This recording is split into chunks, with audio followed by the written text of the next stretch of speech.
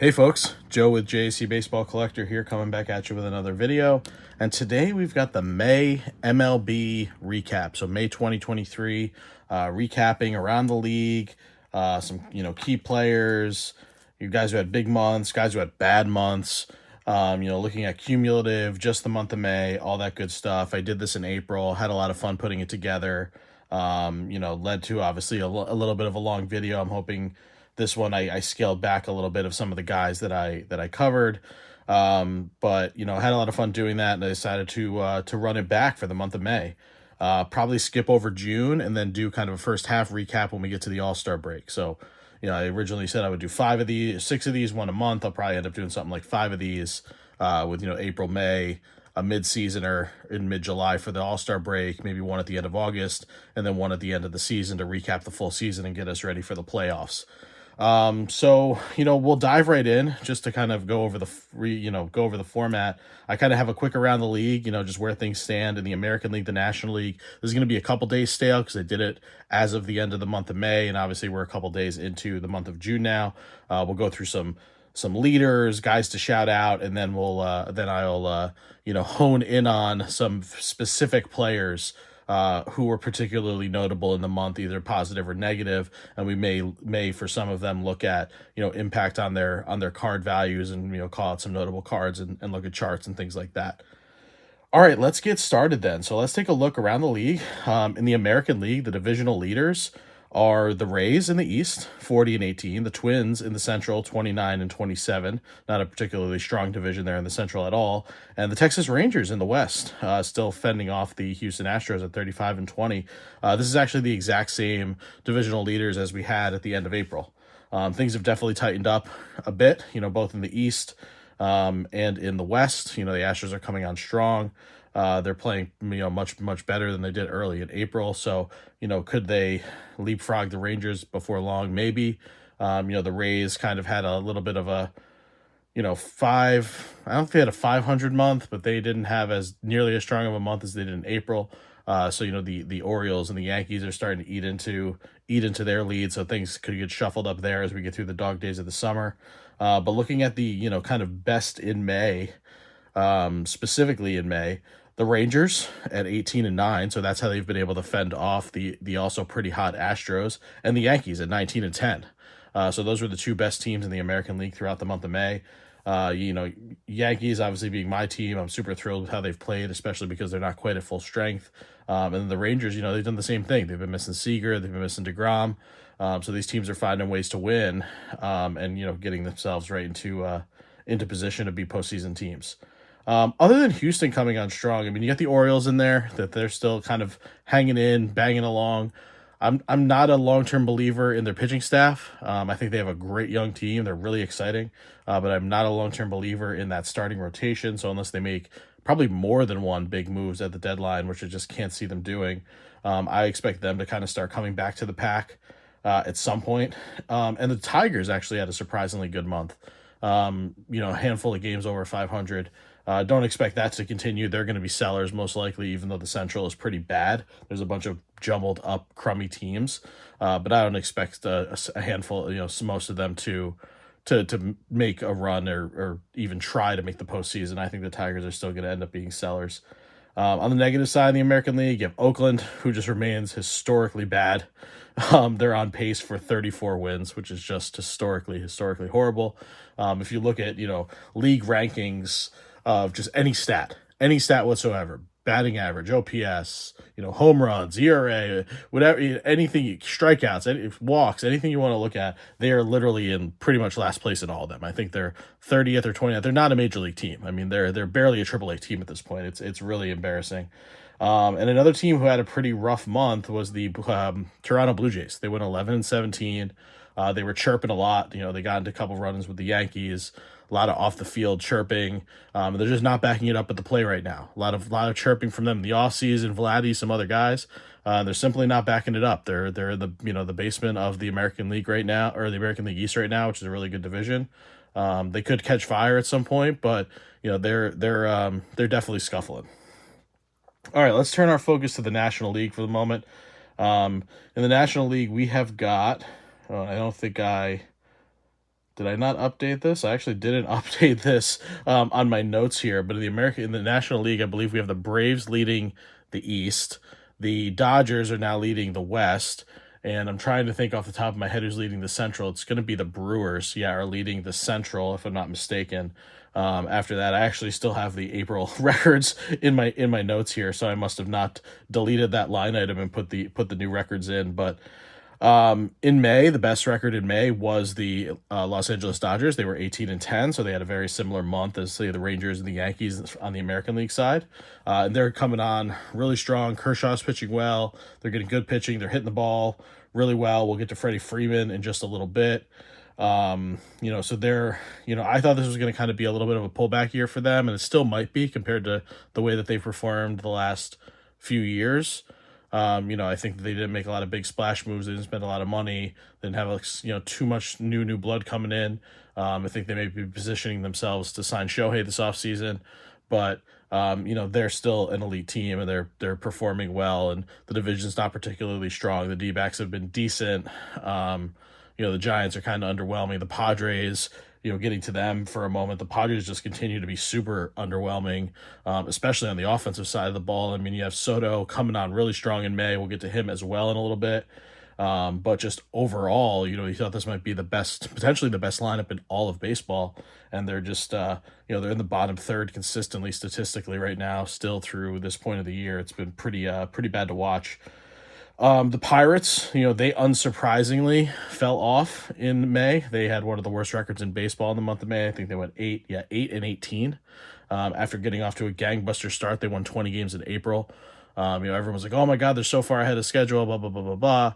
Obviously O'Neal Cruz went down with that broken leg, a really rough injury for him. And then the wheels fell off in May. They're not there yet. They do have some good young talent on the team. They may have a bright future. They may have a window in the future, but it's just not here yet. They're not a very good team. And then you got, a team like the Phillies. I want to call the Phillies out as well. They got Bryce Harper back a lot faster, I think, than anyone expected. He came back in, I think, the early portion of May, and he's hitting really well. He's a 315 average, 893 OPS. But the Phil's offense overall, outside of him, is just horrible. They're really struggling and performing poorly. So that injection, that shot in the arm of Bryce Harper has really not done them any favors. I mean, it would probably be even worse if he wasn't there, but it hasn't uplifted them to where they need to be. And then you have a team like the Cubs, who had some high hopes coming into the season. I think, they signed Dansby. They had Cody Bellinger playing really well in the month of April. He's slowed down considerably in the month of May. And they're tied for one of the worst records in the National League right now. If not, I think they're tied for the least wins in the National League at the end of the month of May. They weren't the worst record. I think there were a couple teams with a win or two, or a loss or two more than them.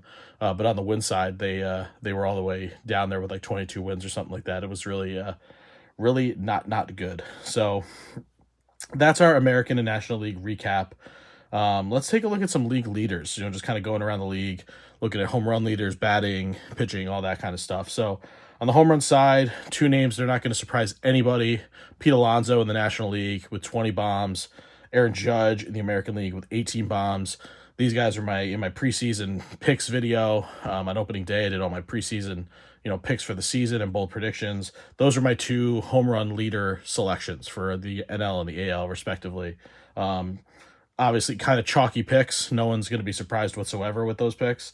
But they're doing it. I mean, it's always tough to pick. Some guy may emerge out of nowhere, but they're actually doing it. And they're both, on pace to hit, 50 to 60 or even more home runs. So, really, really nice seasons out of both of those guys thus far. You got Luis Arias still batting about 380, leading the league in batting. He hasn't been quite as good in May. I think, for the past maybe like last 3 weeks of the month or 3.5 weeks of the month, this is going to sound silly, but he only batted like 310. Obviously that's tremendous. He's a one-dimensional hitter. He's basically kind of a line drive singles hitter. He hits for no power whatsoever, really.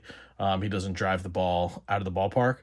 But when you consider he was batting 450 or 425 or whatever it was for like a month and a half or a little over a month, when he only bats 310, it doesn't feel as good.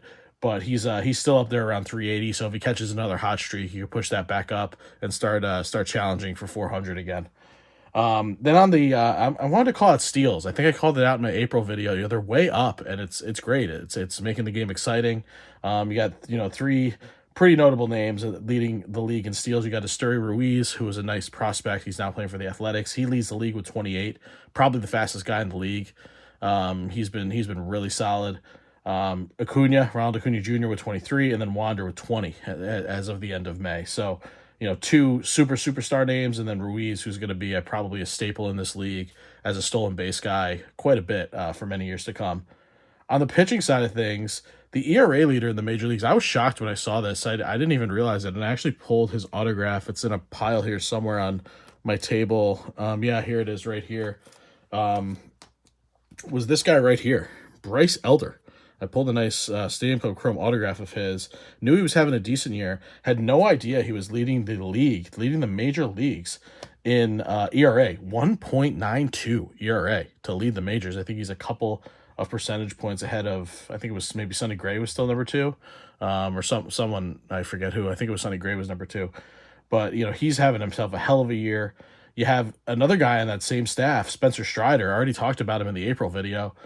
Striking out 14.98 batters per 9. So effectively 15 batters per 9 innings he's striking out. That is up a tick even from the end of April, where I think it was like 14.7. He's literally more than 2 strikeouts clear of the next closest guy, which is Hunter Green, who also strikes out a ton of guys. I mean, Strider's strikeout stuff is unbelievable. I mean, he's absolutely electric. It's unbelievable to watch. We're definitely witnessing someone super special. He's putting together a hell of a season. He's going to be right there in the Cy Young conversation when all is said and done this year, as long as he can stay healthy. And 2 guys just to shout out. I don't really have any stats for them or anything along those lines, but 2 guys I just want to shout out because I did not highlight them in the next section were these dudes right here. Wander Franco and Bo Bichette. 2 really highly regarded guys when they're, as prospects, when the rookie cards came out, had, early struggles in their career, but they're both putting together absolutely tremendous seasons. Wander, I think, is the WAR leader right now. I don't think he was at the end of the month of May, but a couple days here now into June. I believe he's the WAR leader both on Fangraphs and Baseball Reference in all of baseball, which is tremendous. And then Bo Bichette's just putting together another absolutely tremendous season, even playing pretty good defense. The metrics actually, I think, like his defense this year as well. And he's just banging the ball all over the ballpark, using his legs, hitting for power. So just 2 guys to call out, just as one-offs. Not going to go into a ton of detail on them. All right, I'm going to go through, I think I have 7 guys here that I just wanted to call out. Like I said, looking at just how they performed in the month of May, some guys, how they've performed cumulatively thus far, 2 months into the season. Looking at how some of their cards and things are moving, some key cards for them. So we'll run through that relatively quickly. The first guy we're going to look at is Freddie Freeman. This guy is the WAR leader in baseball, the wins above replacement leader in all of baseball as of the end of May, or I think in the month of May. Yeah, as of the end of May. And as of the month of... Sorry, I'm getting ahead of myself. In the month of May, he was the WAR leader, and cumulatively for the full season, he's the WAR leader, slightly ahead of guys like Judge and some others. Offensively, I should say Zach Gallen, technically speaking, if you're using Fangraphs as your starting point, has 3.0 WAR, wins above replacement. But I covered him in my last video. He's continuing to put together an elite season. He's going to be right there in that Cy Young conversation with Strider and some of the other guys in the National League. But I wanted to call out Freeman specifically because, like I said, we already talked about Gallen at the end of April, and he's just continuing to play the same and pitch really well. But Freeman has just been an absolute freak. I mean, he's hitting 346. He's got an OPS over 1,000 on the season. In the month of May alone, he hit 400 with a 1,200 OPS. So like I said, he had a huge May, and then cumulatively he's had just, perhaps the best season in baseball thus far. Something interesting when I was looking at his numbers that I thought was worth calling out too is he's stolen 8 bases already this year. Now, I know, like I said, steals are up. Guys are running more. Even guys you wouldn't expect are running more. But in his career, he's averaged about 6 steals per season. Like 5 to 6 steals per season or per 162 games. So he's already at 8 in 2 months. If he keep, I mean, this he could Freddie Freeman steal 20 bases this year? Is he going to hit like 30 some odd homers or 40 homers and steal 20 bases this year? I mean, like, what a hell of a season that would be for this guy.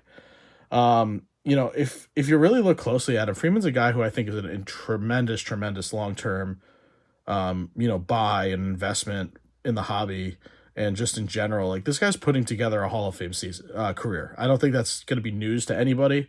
And maybe some people don't realize quite how special and how good his numbers have been and how special his career has been. But he's putting together a Hall of Fame resume. I mean, he could be well on his way to like an Eddie Murray-like career. I mean, Eddie Murray was a 3,000 hit guy. He had 500 homers. He had a high batting average, a high on base percentage.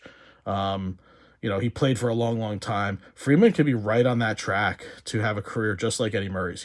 That's his kind of like closest comp, I think, thus far to this point in his career. So you figure if he plays until he's in his late 30s or 40, about 40 years old, where guys usually kind of decide to hang it up.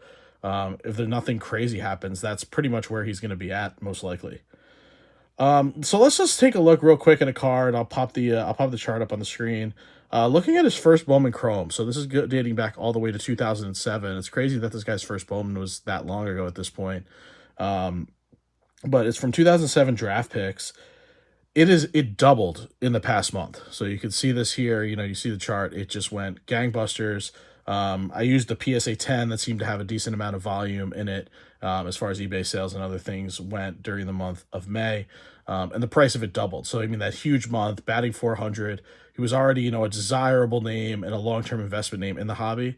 But his stuff is even going up and up and up from there, doubling in just 1 month's time. So that's definitely really impressive. And you got to give some love and a big shout out to Freddie Freeman and the really special season that he's putting together thus far. Next up, I'm just going to run through some notable guys who, I'm just calling the bad.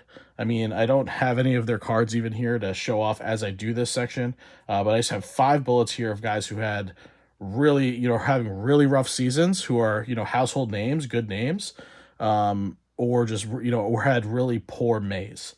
The first is Jose Abreu. Called him out really briefly on my April recap video. He was the worst player in baseball in April. He can't hit a lick. He is still the worst player in baseball. He's got a negative 1.1 wins above replacement. Did finally hit his first home run the other day. He had a little bit of fun with it, sprinting around the bases, acting like he's never hit a homer before. So you kind of got to, feel good about that for the guy. But it's as if he just can't hit the ball anymore. I don't know if his bat speed is gone, if it's just something's going on, and he has, his OPS is, I think, well under 600 or something. He's batting in the 100s. It's just, he looks pretty much toast. Not to say he can't have a resurrection at some point, make some sort of adjustment, but he's in a really, really bad place. And, Houston signed him, and they're going to be running him out there as their first baseman for this entire year, but he's a major liability for them right now. Otherwise, you got Kyle Schwarber. He hit 115. He had a 115 batting average in the month of May. He's really struggling, not having the same year that he did last year. He was second in the league in homers. I think only behind Judge. And, he had a really nice season last year, and he's been pretty putrid thus far this year. Chris Bryant, another guy who I was surprised to see on this list when I was looking at, guys who struggled in the month of May. He only had a 645 OPS in the month of May. He's not hitting the ball hard at all. When you look at his batted ball statistics, not hitting the ball hard, striking out a lot. Obviously not, reaping the benefits of Coors Field, where you would think that, he would have, kind of increased offensive production playing for the Rockies. It's just not happening. He's really fallen off a cliff, and he struggled quite a bit in the month. On the pitching side of things, you have Alek Manoah, who's the lowest pitcher by wins above replacement in all of baseball right now. I mean, this guy looked last year, he had his breakout season as this big, burly young pitcher. He looked like he was going to be this horse, this anchor of the Toronto Blue Jays rotation for like many years to come. And that's kind of a big reason why they had that rough month. What did I say? They went 11-17 or something. This is a big reason why their number one guy. I guess Gausman's their number one guy, but Manoah was supposed to be an anchor there, and he stinks. I mean, I think he's had 2 good starts the entire season, which you would maybe qualify as quote unquote good. He shut the Yankees down once, of course. And then I think he had one other start that was pretty respectable, and literally every other start, like 8 or 9 of his other starts, have been just horrible. He's just been really atrocious. He's not getting deep into games. He's giving up a lot of runs. His velocity's down. He just doesn't look good at all. And then I gotta say it. My guy Garrett Cole, he had a very clunky month of May as well. He ran into some bad luck. He had a couple of bad luck homers. Don't want to make excuses for the guy. He looked like an elite Cy Young pitcher, like he was on his way to finally winning his first Cy Young in the month of April. And then May rolled around, and he had a couple of clunkers. I mean, he had a couple really good starts too, but he had a couple of clunkers. And he, on balance though, he had a 5.18 ERA and a 5.77 fielding independent pitching, a FIP, which tries to isolate everything like walks and strikeouts and home runs that the pitcher's responsible for. His walks are a little up, his strikeouts are a little down. He got burned a little bit more by the home run ball in May. I don't think he gave up a single home run in April, maybe one. So he had a little bit of a clunky month. I'm not worried about Garrett Cole long term. I think he's going to be fine this season. And he's going to show up on the big stage when they need him to. All right, next up, that's the bad. Everything else is going to be positive and good for the rest of this video. I want to call out two guys who have just had monster turnarounds in the month of May. The first is this guy right here, Luis Robert. And you'll see this card actually in an upcoming Mail Day video that I'm going to post later in the week that I've actually already filmed because I'm going to be out of town for a few days. So on April 29th, Luis Robert didn't run out a ball to first base that he probably could have been safe on if he really busted it. You may remember seeing the clip. He was benched after that. I think he was pulled out of the game. I think he was benched the next day. Since that point, he's hit .310 with an OPS over 1,000, a 1013 OPS, through the end of May since that moment. So basically the entire month of May. I think he got benched for the last day of April. And in the month of May, he batted .310 with a 1013 OPS.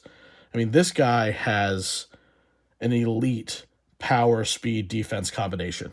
And it's all finally coming together. The defensive metrics love him. He's adding a ton of value playing in center field. He's one of the fastest sprint speed players in baseball. He's driving the ball. He's hitting over 300. This was the Luis Robert that we were promised. This was the guy, when he came over in 2018, when everyone thought his name was Luis Robert. This is the guy we were promised. And is he finally starting to realize his potential? Yeah, I mean, it's possible that he is.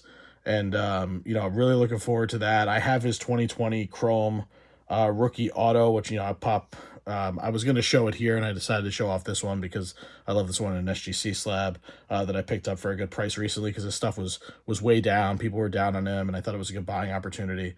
But I have that 2020 Chrome rookie auto, which actually I bought 2 years ago now, 2021, May of 2021, for $270. Which at the time was really not that bad of a price. It was, especially kind of compared to where a lot of stuff was. I think he was hurt or something back then. Like he hadn't played incredible. That was a really good price at the time. That card dipped all the way below 100 just like within the past couple of months, like recently, all the way below $100. And it's ticked all the way back up to about 150 right now. So it's trending back up.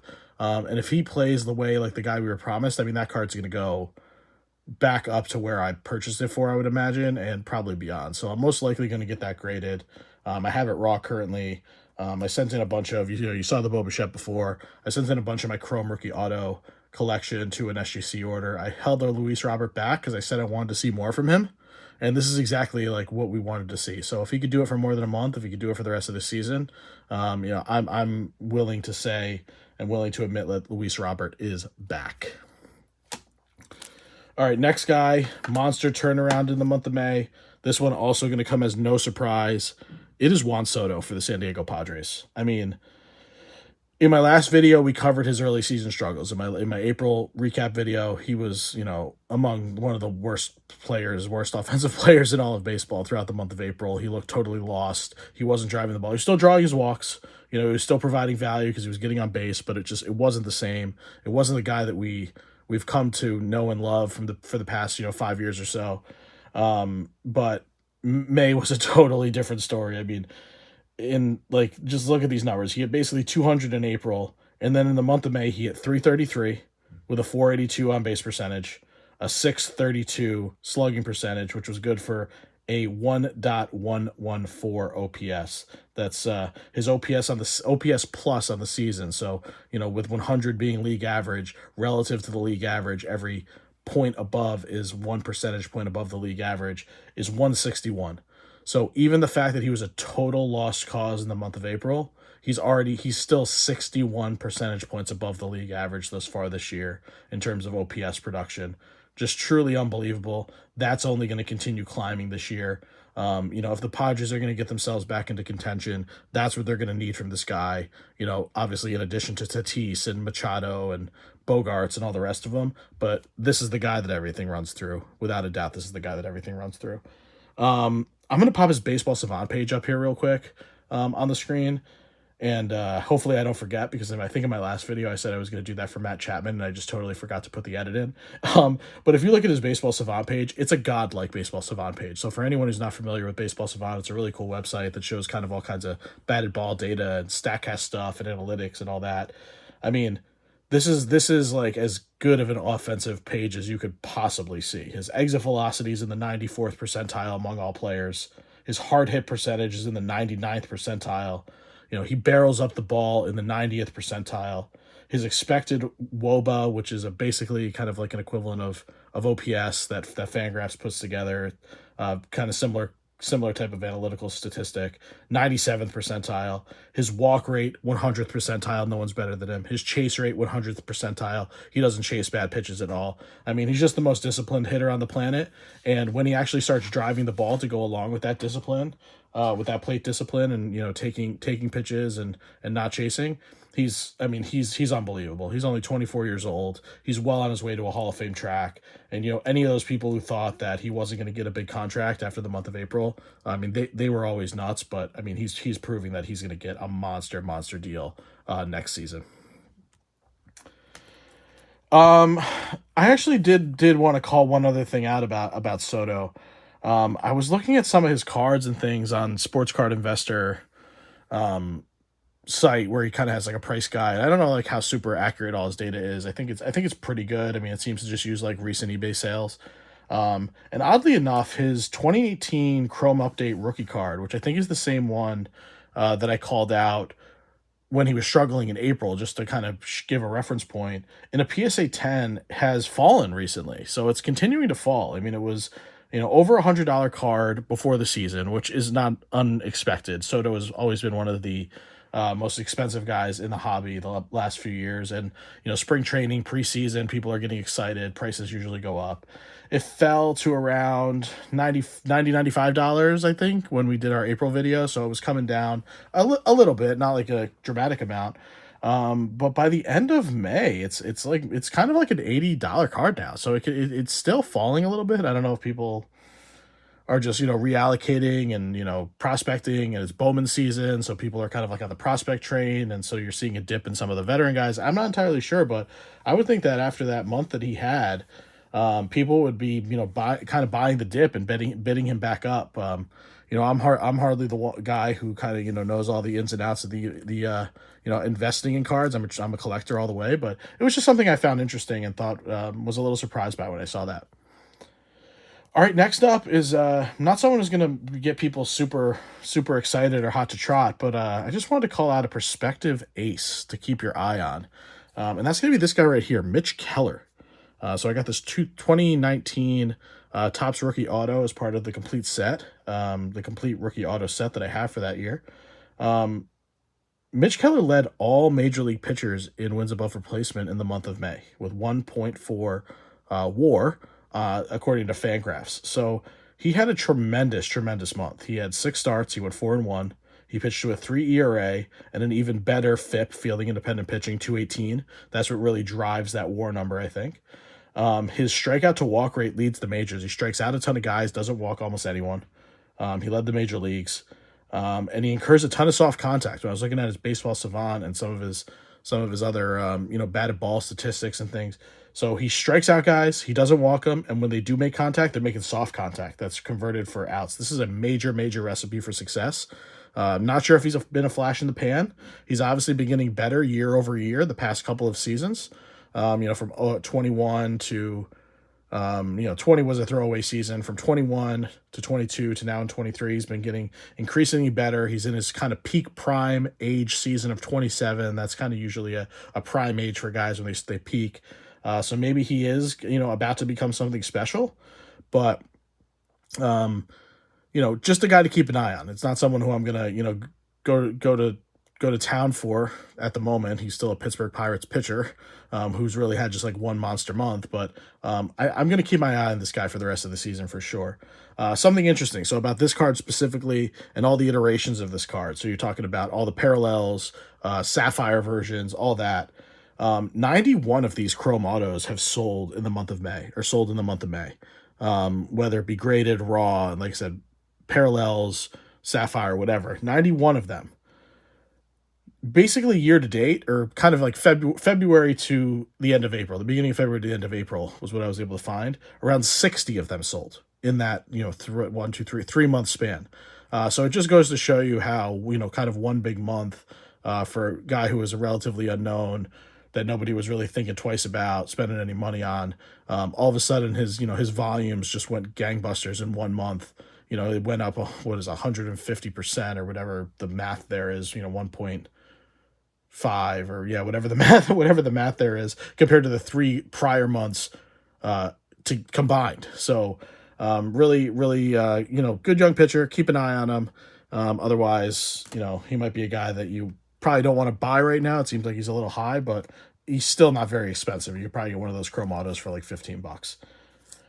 All right, rookie of the month. We're going with this guy right here, Riley Green. Got his advanced stats, as you can see right there, number to 300. Put that in as part of my Series 1 SGC special order. Got the nice 9.5 here. I'm a big fan of Riley Green. I like him very, very much. He got off to a pretty slow start this year, but he broke out big time in the month of May. He was the best rookie in the league in May. James Outman was our rookie of the month in April. He's fallen totally off a cliff. Talked about that a little bit in my rookie preview video for Series 2. If you haven't watched that video and you're still hanging around here, definitely go check that one out. But Riley Green really broke out in the month of May. It's probably the best month of his professional career that he's had thus far. He had 365. He had a 435 on base percentage, 573 slugging. I mean, that's good for an OPS over 1,000. That's a big month. I was hoping that his compadre Spencer Torkelson on the team was kind of beginning to get on that path. He started popping a couple of homers early, and he kind of, he never did. He still has his, he's still in the kind of 600s OPS range. He's still not he's not there yet. But, Green's average on the season, not just in the month of May, his average on the season is now up to right around 300. He has a really high on base percentage. He's got 17 extra base hits. He's 6 for 6 on steals.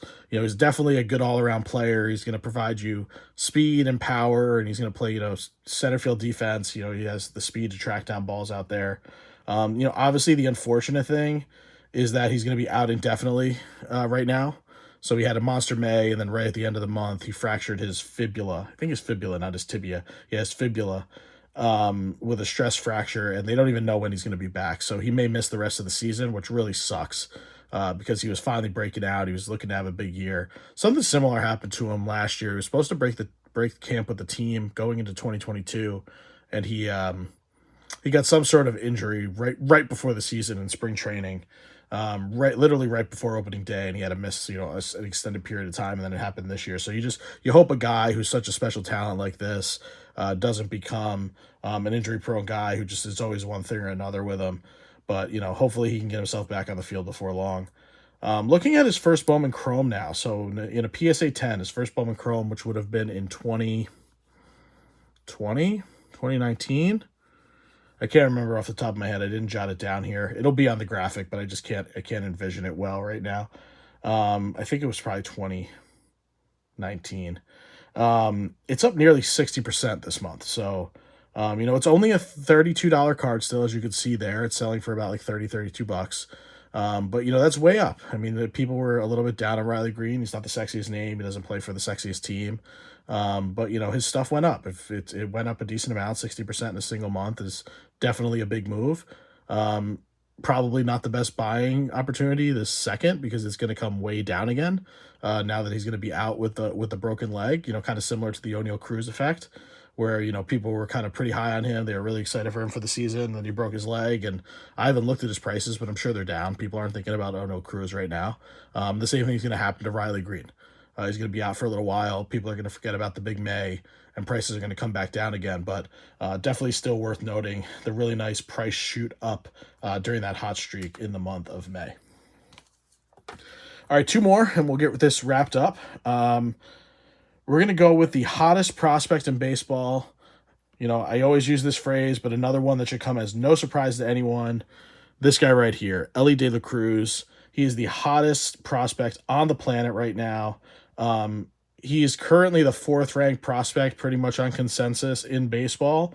And I feel like, that's probably too low, honestly. I mean, this guy is unbelievable. He probably could have broke camp with the team. I think they wanted to give him a chance to prove he could hit in AAA. And I mean, he just has. I mean, this kid is a freak. He's an absolute offensive freak. He's only 21 years old. He's dominated every level he's been at since he came into the minor leagues. Right now at AAA, he's hitting 303, 401 on base percentage, 648 slugging percentage. So another guy who's, OPSing over 1,000. And he's going to get called up by the Reds any day now. That seems to be what everyone thinks. Frankly, by the time I post this video, he might already be up. I don't think he's been called up yet at the point of this filming. I probably won't post it for another day or so, just because I have to do some edits and a couple of things. But he might be up by the time this video drops, and rightfully so. I mean, he deserves to be. The Reds are not a very good team. I think they're kind of overachieving expectations a little bit this year. I mean, they're just a little bit below 500. I think a lot of people expected them to be not quite the Athletics, but pretty bad. But, there's no reason for this guy not to be up with this team. They're not going anywhere this year.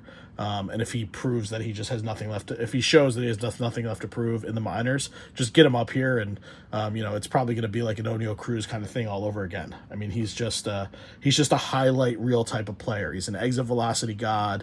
He hits every single ball hard. I think there was one game that they said where he hit 2 homers and a double in the game, and all 3 of the batted balls were like 116.6 miles per hour or harder.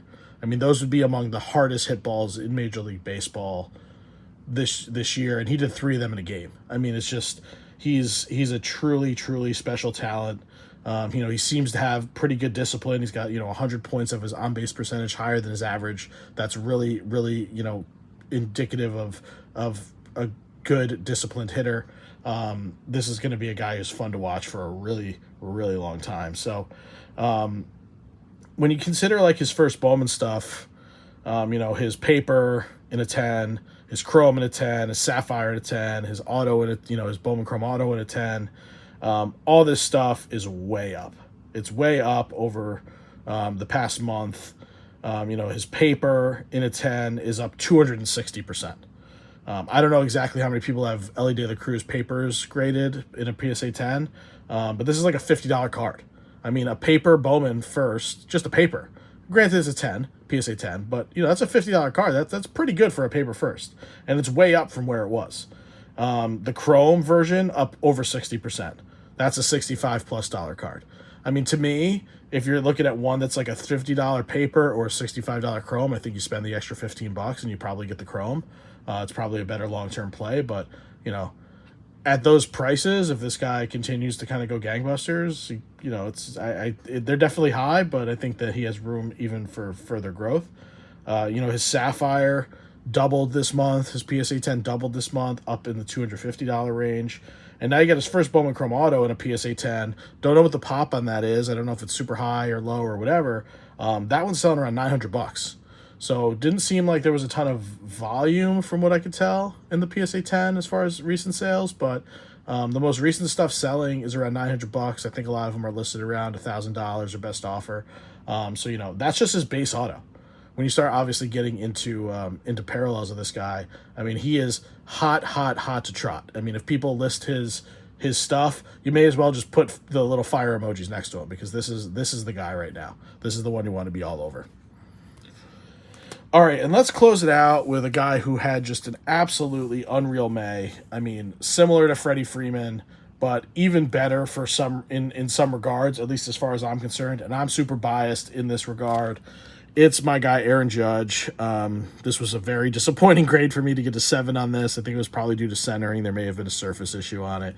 But this is it's still sweet for me to have a 2013 Bowman Chrome draft, his first Bowman Chrome, in the collection in the slab. I got one raw now, one in the slab, which I love. So looking at Judge, he was on the IL. He went onto the IL late in April. He missed the minimum 10 days. So he didn't even play in the month until May 9th, which is, he missed basically, I think, 8 games in the month. They had very few off days early in the month, 7, 8 games at the beginning of the month. Even despite that, he only played 21 games. 21 games in the month. He hit .342 with a .474 on-base percentage, an .882 slugging percentage. An .882 slugging percentage. That's good for a 1356 OPS. He had 12 homers, 25 RBIs, and accumulated 2 full wins above replacement in 21 games. This is basically what Freddie Freeman did. He had, I think 2.1 or 2.2 wins above replacement playing in 7 or 8 more games. I mean, what Judge did in this month was he was on video game mode. It felt like this guy was going to hit a home run 450 feet every single time he stepped into the box. And I mean, that's even coming off kind of a rough April. I mean, he didn't have a Judgian type of April. And his, he had just a, godlike, a Barry Bonds 2021 or 2001 rather, Barry Bonds month of May, and he's basically having just as good of a season, frankly, if not better, obviously aside with the 10 games he missed aside, than last year when he hit 62 homers and had one of the great offensive seasons of all time. I mean, this guy is truly special to watch. I'm super biased, but to me, right now, in the game right now, this season, dating back to the beginning of last season, whatever you want to call it, he is better than Shohei Ohtani. I know that's a controversial statement. People, get really hung up on Shohei doing it on both sides of the ball. I don't disrespect it at all. I fully appreciate how special that is, and I love watching it. The guy's a unicorn. There's no one else like him. But if you're talking about pure value, pure production, pure statistics, pure just who strikes the most fear into opposing teams, it's Aaron Judge. It's Aaron Judge right now. There's no doubt about it. The Yankees team and offense and everything about them runs through this guy, their new captain, the latest Yankee legend, and I am just so thrilled to be able to be watching it. I mean, this might be the best Yankee I've ever seen. I'm 35. I've seen a lot of really great players come through this organization.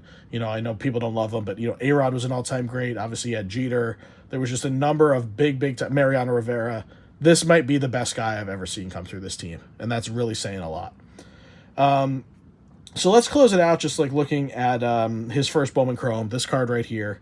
And it's a card that just continues to rise. And frankly, I think it's up another 17% or so in the month of May.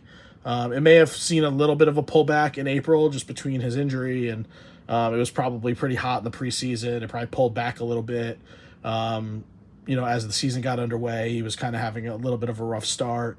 He missed a few games there, and then it went, it's starting to go back up again. It's up almost 20% in the past month. And I don't see any reason why this doesn't continue to rise. I mean, if this guy continues putting together a Hall of Fame resume, he's not there quite yet. He's still got to do more. But if he keeps having months and seasons like this, this card right here, obviously not in an SGC 7, more like in a PSA 10, will just continue to rise. And I have confidence that unless his body breaks down, which is always a possibility for big boys like Judge, but he's such an athletic freak that I'm confident that he's going to be putting together a Hall of Fame resume, just like guys like Freddie Freeman and others that we talked about. So that's going to do it. Hope you guys enjoyed this. Still came in at around 45 minutes. Can't believe it. Thought I trimmed some of the fat for my April video, but, not surprising at all. Definitely love doing this. Like talking about baseball. I'm sitting here talking to myself, but in talking to myself, I'm talking to you guys.